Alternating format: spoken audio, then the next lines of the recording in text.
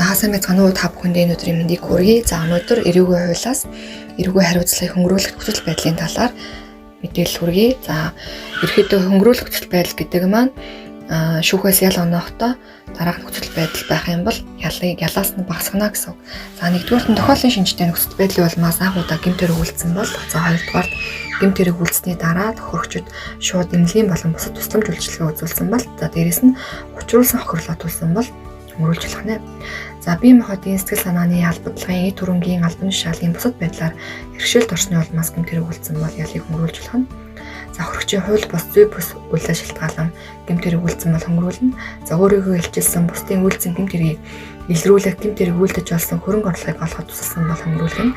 За нөхцөл байдлыг буруугаар төсөөлж андуурсны улмаас гэмтэр өгүүлсэн бол бас хөнгөрүүлэх нөхцөл байдалд орох нэ. За мөн байнгын хүчирхийлэл дарамтнд өртсөний улмаас өөрийгөө хамгаалах зорилгоор хөрөгчөд халдаж гэмтэр өгүүлсэн бол хөнгөрүүлэх нөхцөл байдалд орох нь байна. За зулаагийн хуулийн зөвлөгөөтэй хамт байсан баярлалаа. Дараагийн бичлэгээр уулзтлаа. Түр баяртай.